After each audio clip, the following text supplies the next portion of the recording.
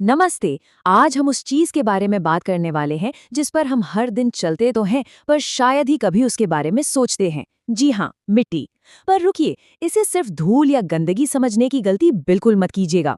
आज हम इसे एक एकदम नए नजरिए से देखने वाले हैं। एक जीती जागती, सांस लेती हुई चीज, जैसे ये हमारी पृथ्वी की अपनी त्वचा हो।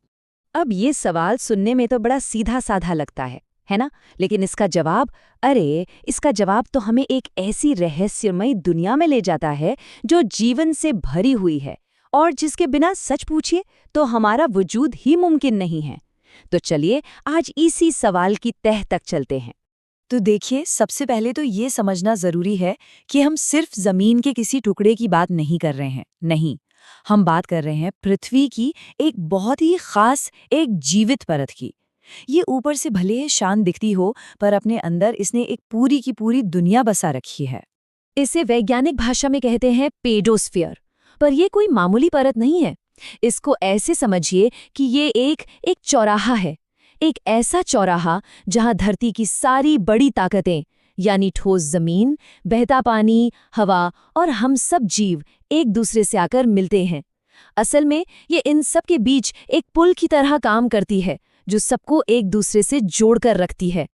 तो जैसे हमारे शरीर के अलग अलग हिस्से होते हैं, ठीक वैसे ही पृथ्वी की इस जीवित त्वचा यानी मिट्टी की भी एक बड़ी दिलचस्प बनावट होती है।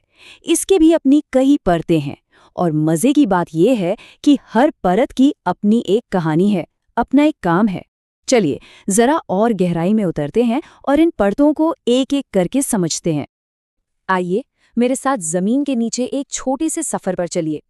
देखिए, सबसे ऊपर है ओ होराइजन। ये बिल्कुल जंगल की जमीन जैसी है, जहां सूखी पत्तियां और टहनियां बिखरी रहती हैं। इसके ठीक नीचे आती है ए होराइजन या टॉप सॉइल। ये सबसे कीमती परत है, हमारे अन्नदाता किसानों की असली दौलत। थोड़ा और नीचे जाएंगे तो मिलेगी बी होराइजन, जहां पौधों की गहरी जड़ें जरूरी खनिजों की तलाश में पहुंचती हैं। फिर आती है सी होराइजन, जिसमें बड़ी चट्टान के टूटे फूटे टुकड़े होते हैं। और सबसे आखिर में है आर होराइजन, यानी वो ठोस चट्टान जहां से इस पूरी कहानी की शुरुआत हुई थी। तो मिट्टी की इन अलग अलग परतों को समझना इतना जरूरी क्यों है? वो इसलिए क्योंकि ये सिर्फ परतें नहीं हैं, ये सब मिलकर वो बुनियाद बनाती हैं जिस पर इस जमीन का लगभग हर जीव, चाहे वो एक छोटा सा कीड़ा हो या एक विशाल पेड़, सब इसी पर निर्भर करते हैं। यही है जीवन का असली आधार।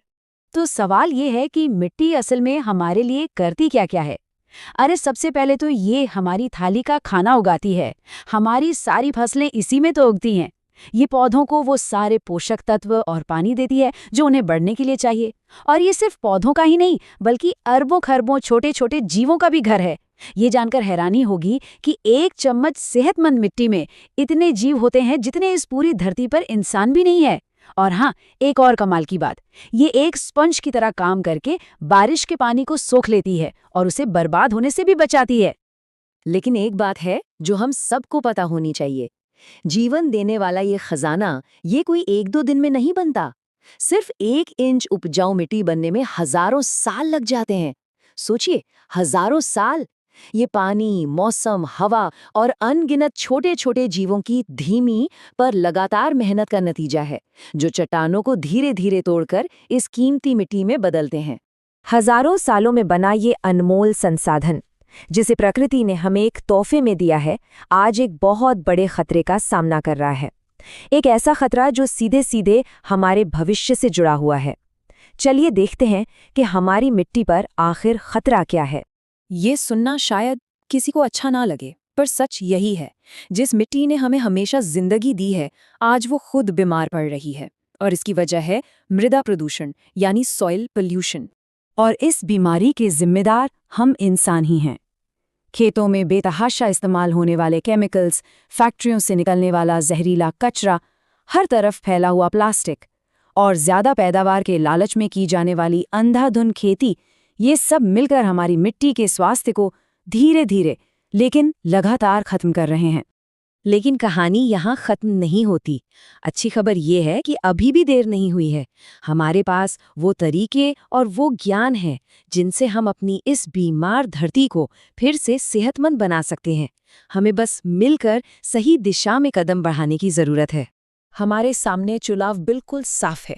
एक तरफ है रासायनिक खेती, जो शायद कम वक्त में ज्यादा फसल दे दे, पर लंबे समय में मिट्टी के अंदर मौजूद करोड़ों मददगार जीवों को मारकर उसे बंजर बना देती है। और दूसरी तरफ है जैविक खेती, जो मिट्टी को एक जीवित साथी मानकर उसका पोषण करती है और एक सेहतमंद और टिकाऊ भविष्य की नींव रखती है। तो सवाल ये है कि हम सब मिलकर क्या कर सकते हैं। हम जैविक यानी ऑर्गेनिक चीजों को अपनाकर जैविक खेती को बढ़ावा दे सकते हैं।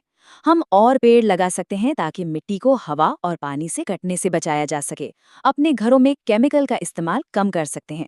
और सबसे जरूरी, पानी को समझदारी से इस्तेमाल करके भी हम मिट्टी को बचाने में एक बड़ी मदद कर सकते हैं। ये छोटे छोटे कदम मिलके एक बहुत बड़ा बदलाव ला सकते हैं। तो आखिर में सवाल हम सबसे है, हमारी जमीन, हमारी मिट्टी का भविष्य इस बात पर निर्भर नहीं करता कि कल क्या होगा, बल्कि इस पर निर्भर करता है कि हम आज क्या फैसले लेते हैं। क्या हम इसे यूं ही बर्बाद होने देंगे या इसकी देखभाल की जिम्मेदारी अपने कंधों पर उठाएंगे?